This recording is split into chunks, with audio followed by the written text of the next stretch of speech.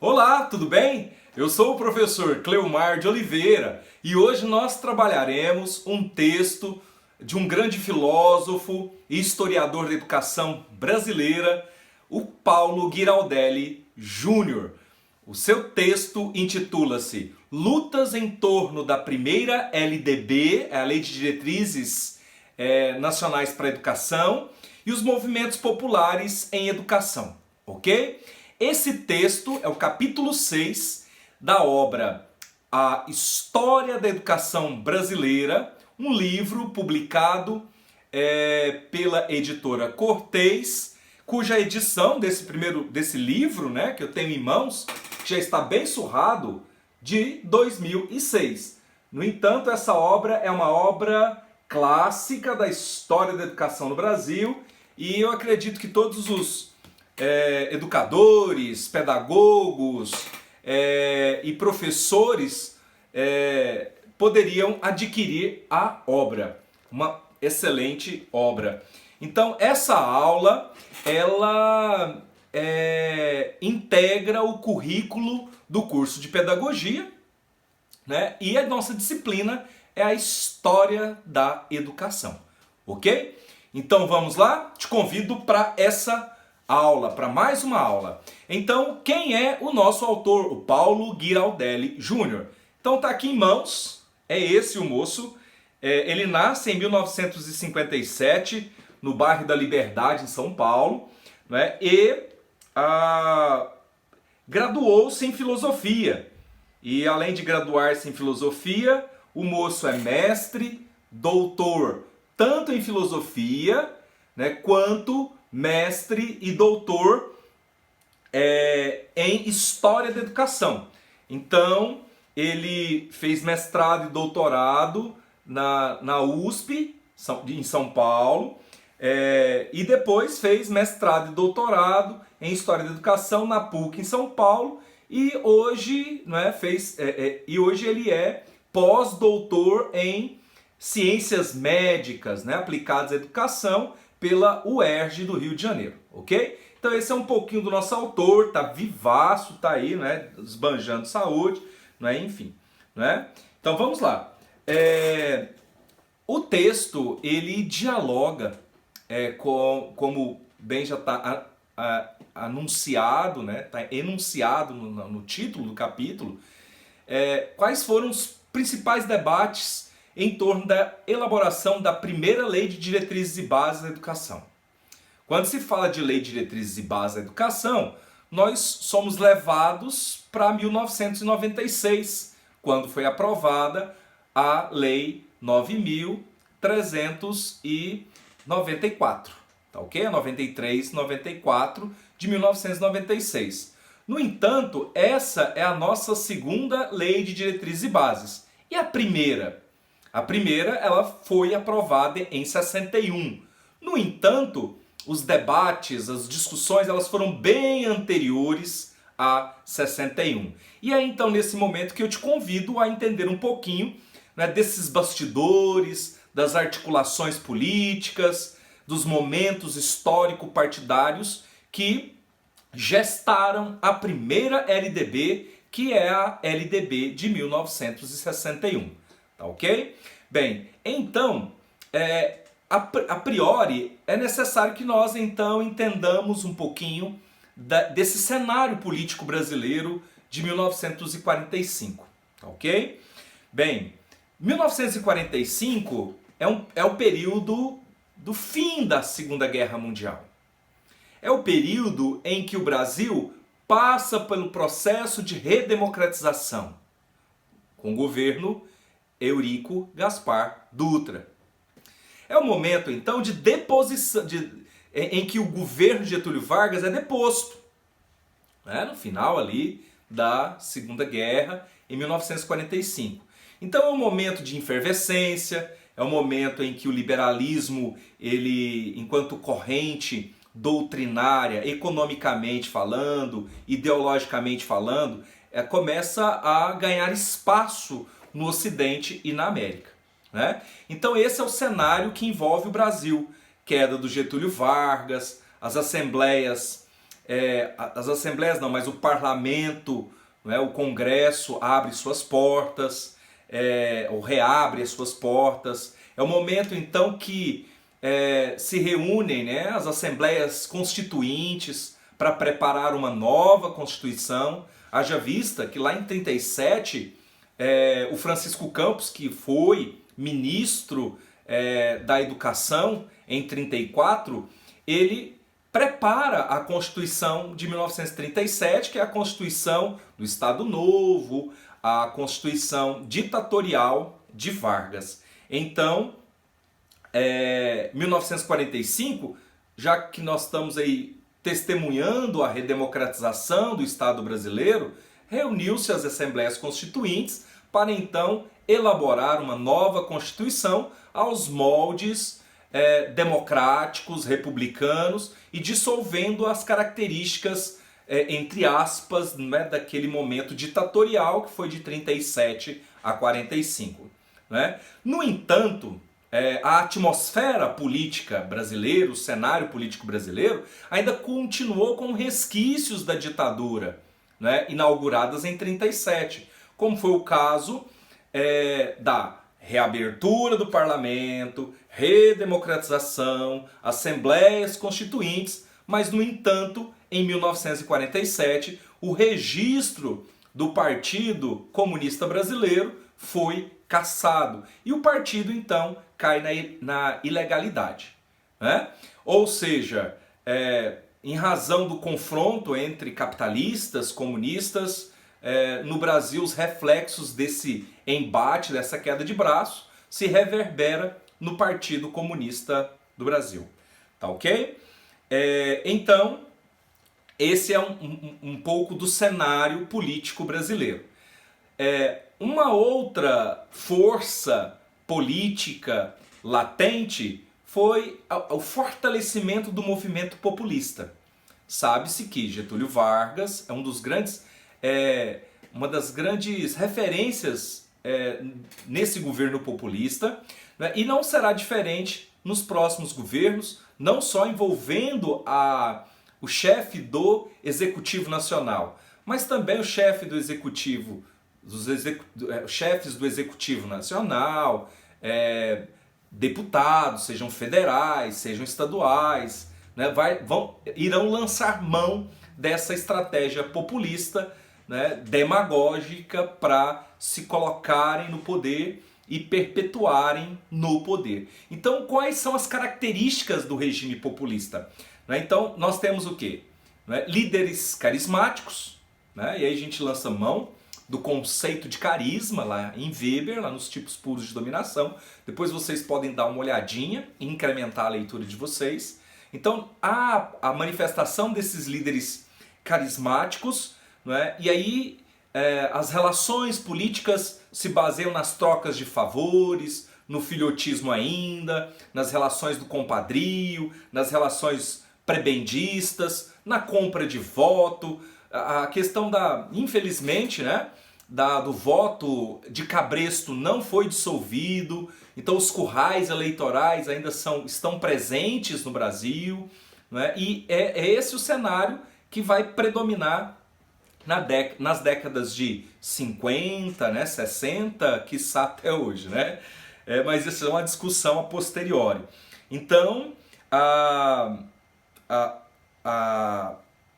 essa realidade, né, da provinciana, de um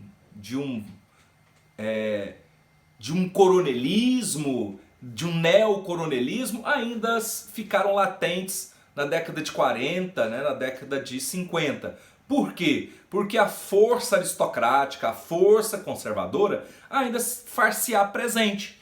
Então, as relações coronelísticas de poder não foram dissolvidas com o processo de redemocratização em 45. Tudo bem? Então, pelo lado trabalhista, né?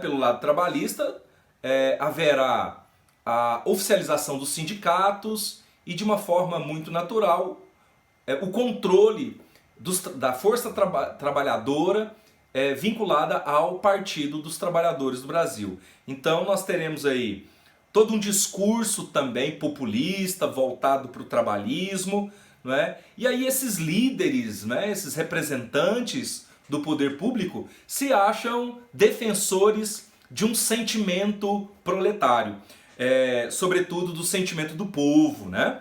Então eles passam a indagar o status quo, o papel do Estado, né, e se colocam como vingadores ali, né? Se identificando com a população, se identificando com os trabalhadores, rompendo com o controle dos partidos, agindo pela simpatia e pela sensibilização, né, com a população. Então esse é o cenário, né, que acaba caracterizando o populismo no Brasil. Se a gente for pensar, nós temos aí características bem contemporâneas desse populismo, de aproximação com o povo, de ruptura com os partidos, de ruptura com os blocos, com as coligações, com algumas frentes, né, tentando aí trabalhar a imagem forte e uma imagem convincente, não é? Enfim.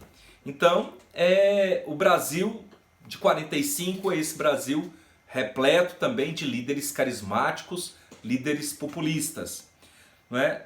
O Brasil praticamente apresentava 3 partidos políticos, não é? E esse é um cenário que vai se delongar para as décadas de 50, 60, né, estreitar até o período do regime ditatorial. Então, quais são esses partidos? Os partidos que estão presentes no Brasil é o PSD, que é o Partido Social Democrático, o PTB, que é o Partido Trabalhista Brasileiro, e a UDN, que é a União Democrática Nacional. E aqui, rapidamente, eu vou dar as características desses partidos. Então, a sociedade brasileira de época, década de 40 e 50, indiferente da sua condição social, econômica, intelectual, ideológica, ela estava acomodada nessas 3 frentes, nesses 3 blocos políticos. Ou vinculava-se ao PSD, vinculava-se ao PTB ou vinculava-se à UDN. Tá, ok? O pluripartidarismo ele ganhará expressividade após o processo de democratização em 1984. Tá? Bom, então o PSD é um partido tipicamente oligárquico, conservador, não é? E que conservou nas suas bases aquela velha aristocracia desde o advento da República, da proclamação da República, né, da República do Café com Leite, ou seja, da República Velha. Né? Então, o PSD agrega esses elementos aristocráticos, as elites oligárquicas, cafeicultoras, não é? E que de fato trocaram aqueles favores com o governo de Getúlio Vargas naquele processo da burocratização do Estado. Então, eram funcionários públicos que compunham a alta burocracia do Estado brasileiro, né? Sobretudo os interventores federais nos estados, porque é sabido que quando Vargas ele toma, né, o poder em 30, para poder manter-se, ele vai destituir os governos locais. No caso, vamos pegar Goiás. No caso, Goiás nós tínhamos Antônio de Ramos Caiado em 1930. Então, o Getúlio Vargas ele destitui o Antônio de Ramos Caiado e nomeia Pedro Ludovico Teixeira para interventor federal em Goiás. E essa é a realidade que se estenderá nos estados brasileiros que se colocaram contrários ao governo Vargas durante o processo eleitoral em 1929. Então esses interventores estaduais, todos eles se vincularam ao PSD. Né? Outra característica bem pontual são aqueles que eram simpáticos ao movimento nacional desenvolvimentista de Vargas. Ou seja, seria desenvolver o Brasil com capital nacional e não com capital estrangeiro. Então essas são algumas características do PSD. Já o PTB, Partido Trabalhista Brasileiro, foi fundado por Vargas, foi uma das grandes características do governo Vargas de se aproximar, né, do trabalhador, de se aproximar da classe operária. Tanto é que lá, né, a gente conhece bem a história da CLT, é um momento de intensas discussões agora na contemporaneidade, mas a CLT ela foi criada por Vargas como uma forma de Ctrl-C, Ctrl-V, né, da Carta del Lavoro, que é a carta que Mussolini aprova na Itália fascista de 1929. Né? Então, grande parte dos princípios que estão postos nessa carta, na Carta del Lavoro, Vargas conserva na CLT e, de fato, causa, não é, uma espécie de fortalecimento da classe trabalhadora, com seus direitos, com seus princípios, né, e etc.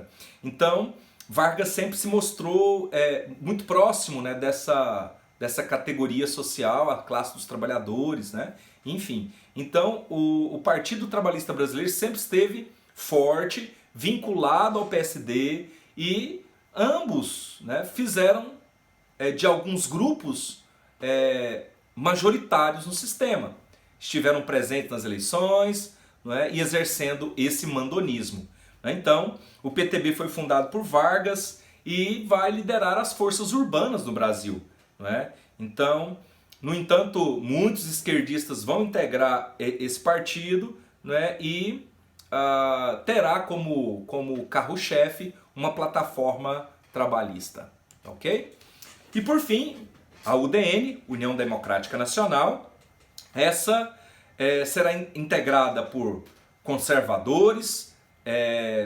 Segundo Paulo Giraldelli, é um partido composto pela elite brasileira, parte dessa elite, que vai sempre estar na oposição, porque é difícil de você se colocar de forma igualitária na questão política, confrontando dois grandes partidos, no caso o PSD, que compõe a elite aristocrática brasileira, e o Partido Trabalhista Brasileiro, ali, criado por Vargas.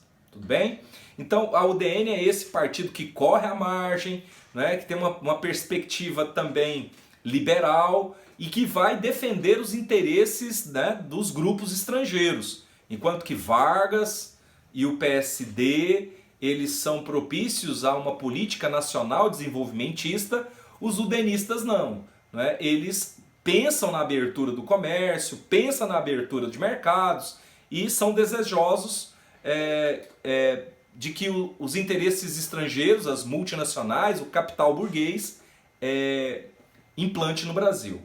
Ok? E qual então é esse cenário para a elaboração da LDB?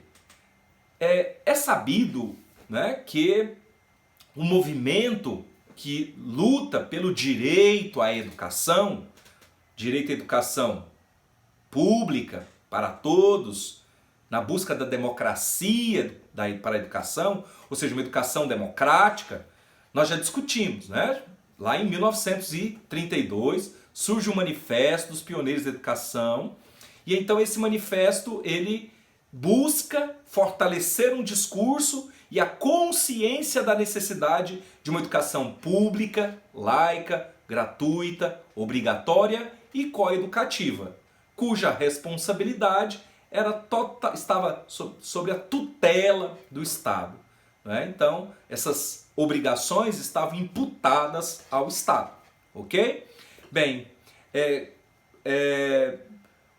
com o advento de 37, o Estado Novo, o discurso liberal para a educação, esse discurso democrático, né, da educação enquanto direito do povo, começa a ganhar outras nuances. E então esse debate, não é, acaba sendo secundarizado. Né?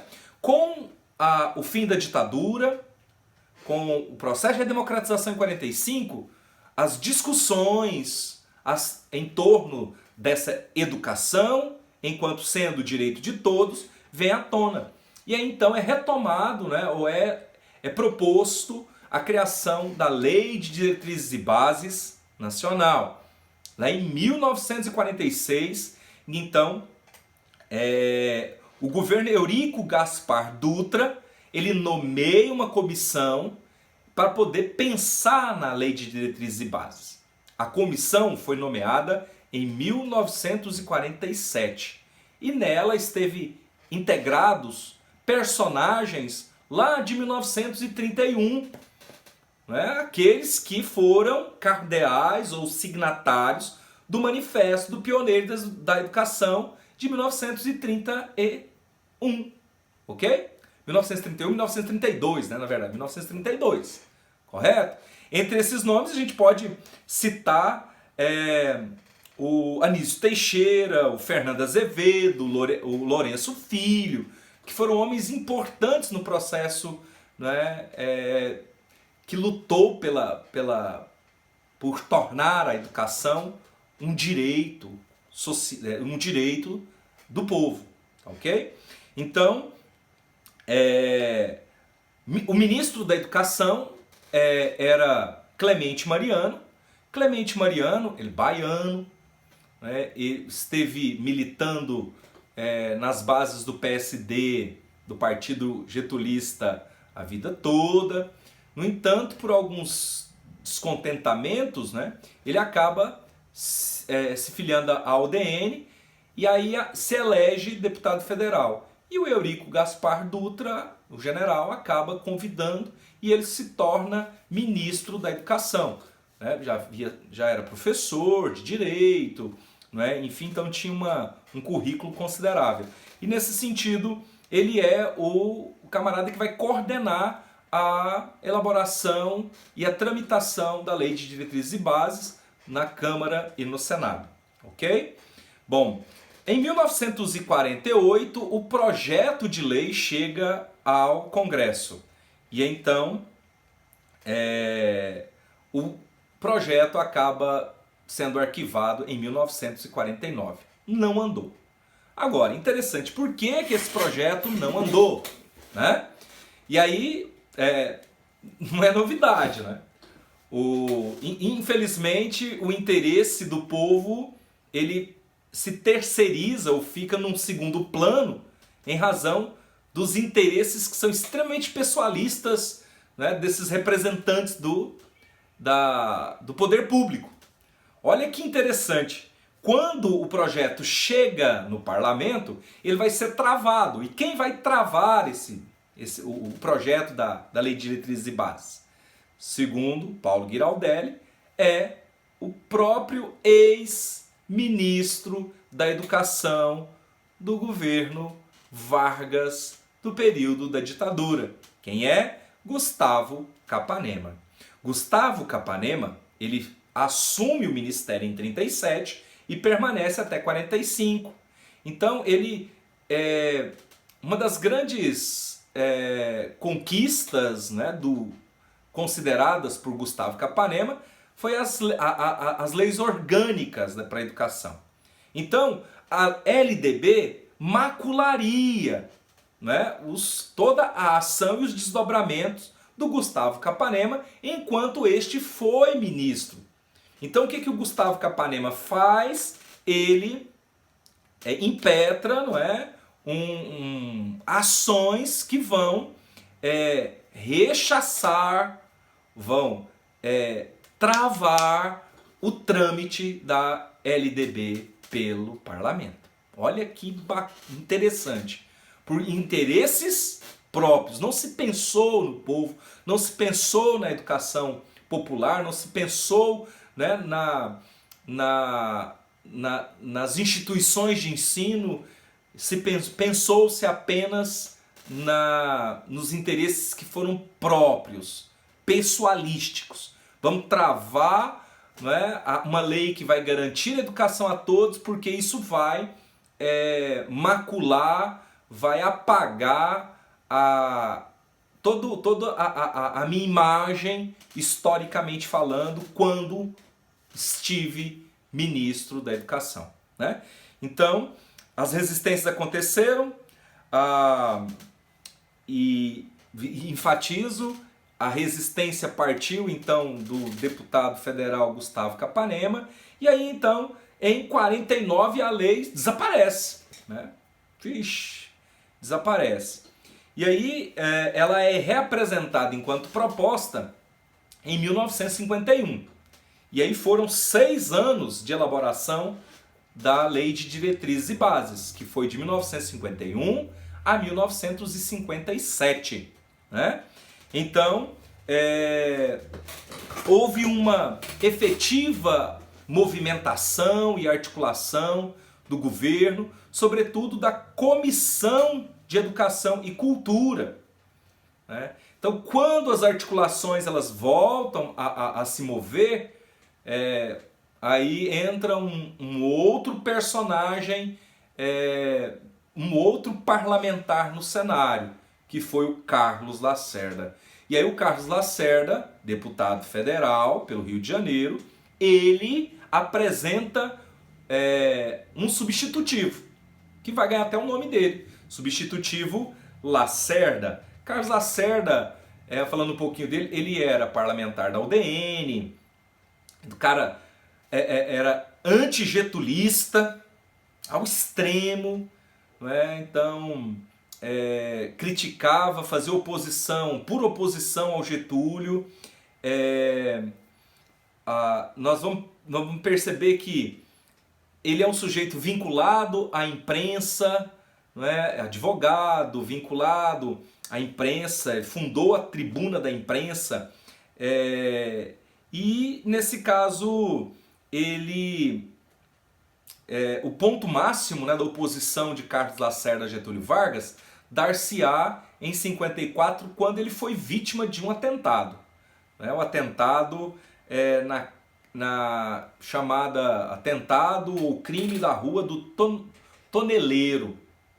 Então, um oficial das Forças Armadas foi morto e o crime foi imputado ao Palácio do Catete, ou seja, a Getúlio Vargas. E aí dizem, isso a historiografia trata, né? A pressão foi tão grande politicamente, ideologicamente, economicamente, que acabou levando Getúlio ao suicídio, né? Então, o Carlos Lacerda é um velho conhecido, um velho opositor ao Partido Social Democrático, viu? E ao PTB também, né? Então, isso é a história, né, do Carlos Lacerda. Sem falar que o camarada lutou pela separação dos estados da Guanabara e do Rio de Janeiro. Tanto é que aconteceu.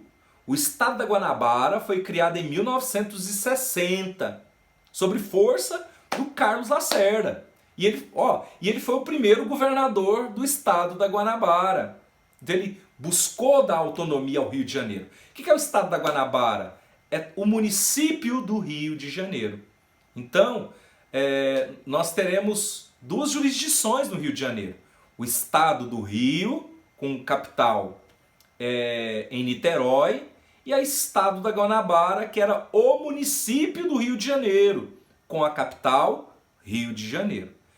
Essa formatação, né, ela dura até 1975, 75, 77, coisa assim, me desculpem, né, quando então de fato é suprimido o estado da Guanabara, né, e aí o Rio de Janeiro, a cidade do Rio de Janeiro, passa a ser a capital do estado do Rio de Janeiro.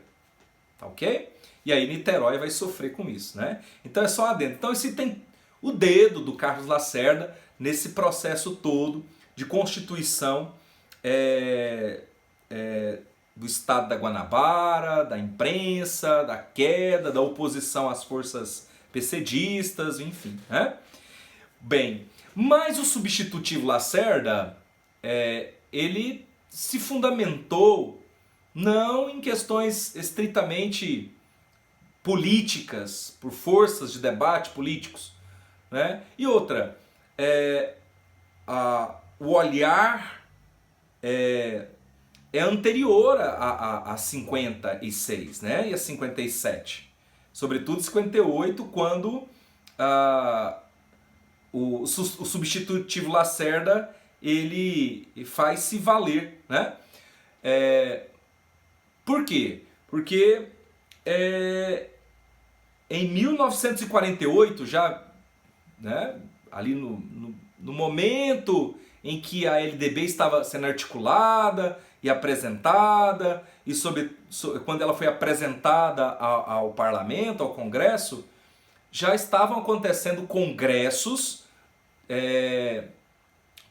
nacionais dos estabelecimentos particulares. Por quê? Porque a Lei de Diretrizes e Bases, ela priorizava o ensino público, enquanto então que a rede privada ficaria fora, né? No que tange aos subsídios, investimentos, né, possíveis que pudessem partir do Estado, né? Então esse congresso estava discutindo essa realidade, sobretudo colocando em xeque o direito de escolha da educação, a participação da família nesse processo educacional, a liberdade de escolha, né? Então, o Congresso já vinha acontecendo e o Carlos Lacerda fundamentou o substitutivo em toda essa discussão, aproximando o seu olhar ao olhar da Igreja Católica e bem como de empresários do ramo da educação privada ou particular no Brasil. Ok? Então, essa frente, né, foi uma frente que se coloca em oposição à expansão da educação pública brasileira, que era um dos critérios do projeto de lei da LDB, da nossa primeira LDB. Tá ok? Bom, em 1956, então, observaremos uma articulação entre conservadores e escolanovistas. Quem são esses escolanovistas? Aqueles mesmos sujeitos, teóricos, educadores, de 1932, lá do Manifesto dos Pioneiros da Educação Nova. Anísio Teixeira, Afrânio, o Francisco Campos, né, os sujeitos que participaram daquele movimento e que retornam agora defendendo a mesma perspectiva da educação pública, laica, gratuita, obrigatória e coeducativa para meninos e meninas, né? E a força conservadora, vinculada às forças religiosas da Igreja Católica, dos internatos, das escolas confessionais, né? E o empresariado da educação que estava surgindo, né? Estava emergindo. Então, em 1959, surge um novo movimento em defesa da educação pública enquanto direito social. Olha que o movimento surgiu olha que interessante, otimismo pedagógico, entusiasmo pela educação lá em 22, na década de 20. Depois nós vamos ter a Associação Brasileira de Educação, depois a Semana de Arte Moderna, dando uma tônica diferente pelo aspecto cultural, e depois o Manifesto dos Pioneiros da Educação, e isso se repete agora em 59, com a campanha em defesa da escola pública. E olha que interessante, né? Agora, ontem encerrou a 4ª semana em defesa da escola pública na UEG.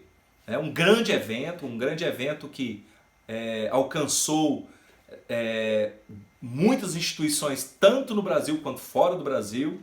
Então, sempre discutindo, é bom a gente pontuar isso, né? Então, as articulações, né, as manifestações em defesa de uma educação pública, enquanto sendo direito do povo, né, é antigo, né? Tá lá no início do século, aí, né? As raízes estão fincadas na década de 20. E cá, da mesma forma, Então, volto o meu parênteses para 1959, quando então fez-se a campanha em defesa da escola pública. Dessa vez, não é Anísio Teixeira quem vai lavrar o manifesto, mas sim Fernando Azevedo, que foi um outro pilar do manifesto de 32. Né? E curioso, em 32 nós tivemos a participação de muitos segmentos sociais, ideológicos, que não será diferente agora em 59, porque do movimento participarão também conservadores, liberais, comunistas, socialistas. Então, ou seja, pessoas, ideologias, grupos plurais, né? Todos em defesa da escola pública. Né? Então, como forma de citação, nós tivemos aí a participação do Caio Prado Júnior, economista, historiador, escreveu a Formação Econômica do Brasil. Nós teremos o Nelson Werneck Sodré, né, que também é outro economicista, outro historiador. Teremos Florestan Fernandes, que é um dos grandes pilares da sociologia, né, o Miguel Reale na área do direito, né, todo cientista do direito perpassa pelo olhar de Miguel Reale. Né? Então, assim, nós tivemos grandes intelectuais que vão adensar o movimento em prol da democratização ou da luta em prol da defesa da escola pública no Brasil. Né? Então, o que a gente percebe, né? Que o movimento, diferente do de 32, agora ele tem uma outra roupagem. Por quê? Porque o movimento ele será favorável também à escola particular. Não é? Então, a escola tem que ser laica, pública, gratuita, obrigatória e coeducativa? Sim, laica, obrigação do Estado, pública. Ok, mas ela não exclui a vigência de instituições privadas ou particulares no cenário, né, desse cenário. Então, só com com um adendo, né, caberia ao Estado o não financiamento, o uso do erário para financiar a educação privada. E a outra situação é que essas escolas privadas fossem regulamentadas e fiscalizadas por órgãos legislados pelo Estado. Tá ok? Bem, então podemos falar que esse movimento foi uma campanha, né? Fez-se uma campanha pelo Brasil todo em defesa dessa escola pública. Olha o que o projeto da Lei de Diretrizes e Bases gerará. Olha, o projeto que foi posto em 46. Nós estamos em 59 e agora 60. Olha o debate que foi gerado em torno da elaboração dessa lei. Lei que regulamentaria, que normatizaria a educação pública ou a educação em forma geral no Brasil. Né? Então, nós tivemos aí a campanha em defesa da escola pública. A primeira convenção dessa campanha acontecerá em 1960 e quem ficou na tarefa de interiorizar o debate, interiorizar a campanha, foi o sociólogo Florestan Fernandes. Então, da mesma forma que a Associação Brasileira de Educação, ABE, né, a ABE, lá em 1922, 23, fez, coube a Florestan Fernandes fazê-lo, através de palestras, de encontros, viajando o Brasil todo, tratando da escola pública e defendendo a escola pública. E essa defesa da escola pública, ela se substanciará na Lei de Diretrizes e Bases da Educação Brasileira, a Lei 4.024, de 1961, que é a lei a LDB brasileira, a nossa primeira LDB brasileira, né? Então, no entorno dessa campanha, desse movimento em defesa da escola pública, formaram-se 3 grupos. Um liderado pelo Anísio Teixeira, que de ideal liberal, com filosofia pragmática, né? É toda aquela lógica do John Dewey, do escolanovismo, do tecnicismo, da educação preparando o sujeito para o campo do trabalho, né? Então, um grupo foi liderado ou articulado por Anísio Teixeira. O segundo grupo por Maciel de Barros, Laerte Ramos e João Villa-Lobos, que tinha uma perspectiva não tão restritivo, né, da educação liberal, mas eram sujeitos que queriam que a educação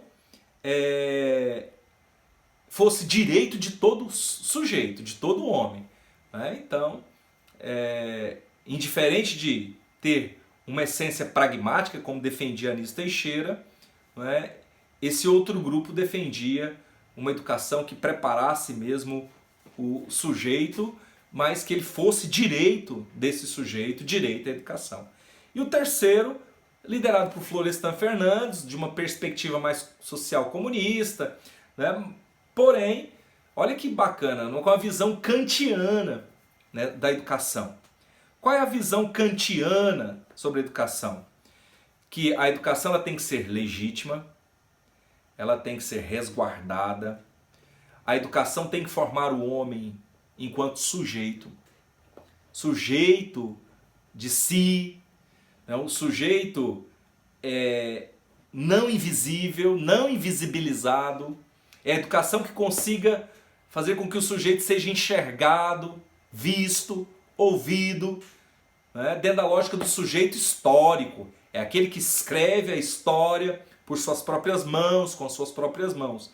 Então, construção do homem enquanto sujeito, né? Esse homem tem que ser consciente de tudo que ele fala, né? O homem tem que falar por ele mesmo, não falar através da boca dos outros, escutar o mundo pelo ouvido dos outros, né? E enxergar o mundo pelo olhar dos outros.